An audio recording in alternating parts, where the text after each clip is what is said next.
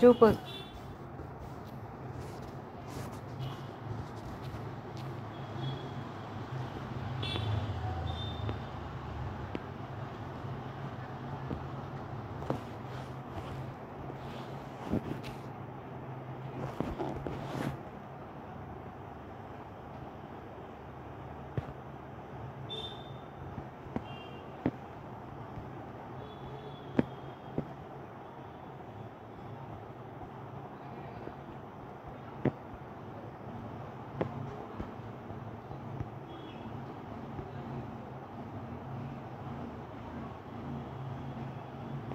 ओम श्री गणेशाय नमः. नागपंचमी पूजनाबद्दल मी आज तुम्हाला माहिती देणार आहे. अनंत म्हणजे शेष, वासुकी, पद्मनाभ, कंबल, शंखपाल, धृतराष्ट्र, तक्षक आणि कलिया या नागांची या दिवशी पूजा केली जाते.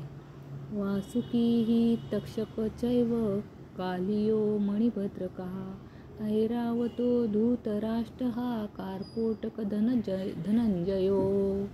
कलिया नागाचा पराभव करून यमुना नदीच्या पात्रातून भगवान श्रीकृष्ण सुरक्षित वर आले. तो दिवस श्रावण शुद्ध पंचमीचा होता. त्या दिवसापासून नागपूजा प्रचारित आली असे मानले जाते. दर 12 वर्षांनी नागपंचमीच्या दिवशी देशभरातील नाथ संप्रदायाचे लोक गंगा, गौतमी ह्यांनाच अहिल्या आणि गौतमी असं सुद्धा म्हणतात, संगमावर स्नान करतात. श्रावण महिन्यातील पहिला आणि महत्त्वाचा सण म्हणजे नागपंचमी. नाग या प्राण्याबद्दल आदर व पूज्य भावना समाजात रुजवण्यासाठी हा सण पाळला जाण्याची परंपरा आहे. या दिवशी घरोघरी नागदेवाची पूजा करून त्याला प्रसन्न करण्याची प्रथा आहे. वेदकाळापासून चालत आलेला हा सण अत्यंत महत्त्वाचा मानला जातो. या दिवशी स्त्रिया नवीन अलंकार, वस्त्रे नेसून नागदेवताची पूजा करतात.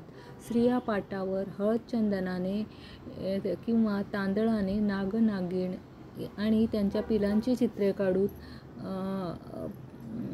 त्यांना दूध, लाह्या, आघाडा, दुर्वा वाहून पूजा करतात. श्रावण महिन्यात म्हणजे पावसाळ्यात आघाडा सर्वत्र उगवतो. या सणात या वनस्पतीला महत्त्वाचे स्थान असते. नागदेवताची पूजा करून त्याला दूध, साखर, उकडीच्या पुरणांचे दिंड करून नैवेद्य दाखवला जातो. या सणाला विशेषतः गव्हाची खीर आणि चण्याची डाळ, गूळ यापासून बनवलेल्या उकडीच्या पुरणाचे मोदक वगैरे तयार केले जातात. शेतकरी मित्रांचा हा प्रिय सण, कारण सापाला शेतकऱ्याचा मित्र म्हटलेले आहे. भावाला चिरंतन आयुष्य आणि अनेक आयुधांची प्राप्ती हो आणि तो प्रत्येक दुःख आणि संकट यातून तारला जावो, हेही उपवास करण्याचे एक कारण आहे. नागपंचमीसाठी वेदकालापासून अनेक प्रथा आहेत. त्यापैकी एक कथा मी तुम्हाला सांगत आहे. सत्तेश्वरी नावाची एक कनिष्ठ देवी होती. सत्तेश्वर हा तिचा भाऊ होता. सत्तेश्वरीचा मृत्यू नागपंचमीच्या आदल्या दिवशी झाला. त्यामुळे भावाच्या शोकात सत्तेश्वरीने अन्न ग्रहण केले नाही. सत्तेश्वरीला तिचा भाऊ नागरूपात दिसला, तेव्हा तिने त्या नागरूपाला आपले भाऊ मानले.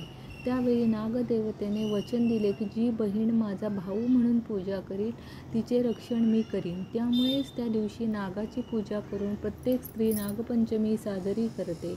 तसेच दुसरी कथा, कलिया नागाचा पराभव करून यमुना नदीच्या पात्रातून भगवान श्रीकृष्ण सुरक्षित वर आले, तेव्हापासून नागपंचमीची प्रथा सुरू झाली असेही मानले जाते.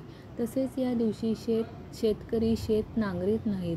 तसेच नववधू माहेरी येतात. झिम्मा, फुगड्या, झाडाला झोके बांधून खेळणे या गोष्टी करून स्त्रिया हा सण आनंदाने साजरा करतात. नागपंचमीच्या दिवशी काहीही चिरू नये, कापू नये, तळू नये, चुलीवर कोणताही पदार्थ तवा ठेवून भाजू नये इत्यादी संकेत पाळले जातात. या सणाच्या निमित्ताने विवाहित बहिणीला तिचा भाऊ माहेरी घेऊन येतो अशी पद्धती जुन्या काळात भारतामध्ये रूढ होती. नागपंचमीला स्त्रिया व मुली झाडाला झोके बांधून गाणे म्हणत झोके घेतात. पूजेला जाण्यासाठी हाताला मेहंदी लावण्याची पद्धतही हौसेचा भाग म्हणून आलेली दिसते. या दिवशी महिला झिम्मा, फुगडी असे गोल आकार तयार करून नृत्य व खेळ खेळतात. पूजेचे स्वरूप.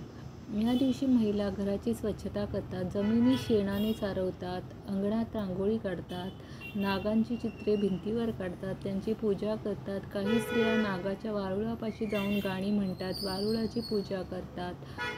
अशा पद्धतीने आणि नागदेवतेची पूजा करून संध्याकाळी त्या नागदेवतेचे विसर्जन करतात. अशी ही नागपंचमी तुम्हा सर्वांना सुख, समृद्धी आणि भरभराटीची जावो हीच ईश्वरचरणी प्रार्थना. शुभम भवतु.